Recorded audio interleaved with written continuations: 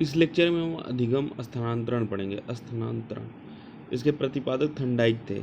Thorndike अर्थ, एक स्थिति में सीखा हुआ ज्ञान किसी दूसरे स्थिति में प्रयोग किया जाए तो यह अधिगम स्थानांतरण कहलाता है।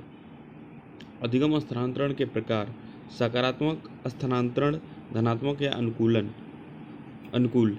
जब एक स्थिति से सीखा हुआ ज्ञान किसी दूसरे स्थिति में सहायक होता है तो सकारात्मक अधिगम स्थानांतरण होता है। उदाहरण के लिए, साइकिल चलाने वाला स्कूटर आसानी से सीख जाता है।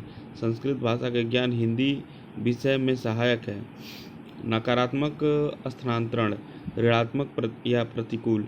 जब एक स्थिति में सीखा हुआ ज्ञान किसी दूसरे स्थिति में बाधा उत्पन्न करता है तो उसे नकारात्मक स्थानांतरण कहते हैं। जैसे अमेरिकी ड्राइवर का भारत में ड्राइविंग करना, कला वर्ग के छात्र का गणित विषय में अध्ययन। शून्य स्थानांतरण, जब एक स्थिति में सीखा हुआ ज्ञान किसी दूसरे स्थिति में न तो सहायक होता है और न बाधा उत्पन्न करता हो, उसे शून्य स्थानांतरण कहते हैं। उदाहरण, कबीर के दोहे याद कर लेने पर भी रहीम के दोहे याद करने में उतने ही समय लगेंगे। तो देखिए, अधिगम स्थानांतरण के 3 दिया। एक सकारात्मक स्थानांतरण, मतलब सकारात्मक जो चीज़ सीखेंगे वो दूसरे वाले में क्या होगा, काम आएगा। ठीक है, जैसे संस्कृत भाषा ज्ञान करें तो हिंदी समझने में आसानी होगी, साइकिल चलाएंगे तो स्कूटर भी चला ही लेंगे। ठीक है, इस तरह का क्या हो जाए, सकारात्मक स्थानांतरण हो जाएगा। नकारात्मक मतलब ऋणात्मक, प्रतिकूल, जब एक मतलब ऐसा ज्ञान जो मतलब दूसरे ज्ञान को सीखने में बाधा उत्पन्न करता है तो उसे क्या बोलेंगे, नकारात्मक हो जाएगा। शून्य स्थानांतरण, जिससे ऐसा ज्ञान जब एक स्थिति में सीखा हुआ ज्ञान दूसरे स्थिति में ना ही सहायक हो और ना ही बाधा उत्पन्न करे, उसे शून्य स्थानांतरण कहते हैं।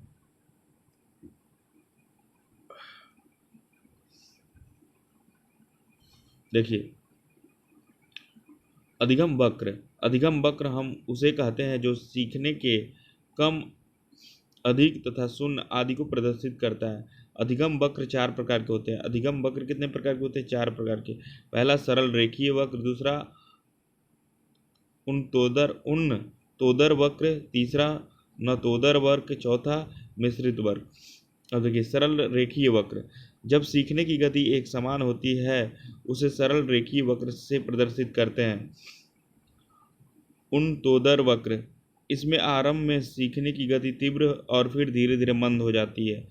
नतोदर वक्र, इसमें आरंभ में सीखने की गति मंद होती है और फिर धीरे धीरे तीव्र हो जाती है।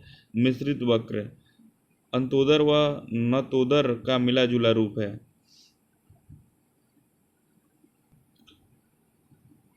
अधिगम का पठार, जब सीखने की गति रुक जाती है, न ही उन्नत होती है न अवनत होती है। जब सीखने की गति रुक जाती है, न उन्नति होती है न अवनत होता है। अधिगम के महत्वपूर्ण सिद्धांत: कुट लेविन क्षेत्र सिद्धांत, टॉलमेन उद्देश्यवाद या संकेतवाद का सिद्धांत, गुथरी प्रतिस्थापन का सिद्धांत, कार्ल रोजर्स अनुभवजन्य अधिगम सिद्धांत, अब्राहम मैस्लो मानवतावादी अधिगम सिद्धांत, मिलर सूचना प्रक्रियाकरण का सिद्धांत, जेरोम ब्रूनर संरचनात्मक अन्वेषण का सिद्धांत। तो देखिए, एक बार और देख लेते हैं इसको। अधिगम के महत्वपूर्ण सिद्धांत जो हैं, कुट लेविन का कौन सा था, क्षेत्र सिद्धांत था।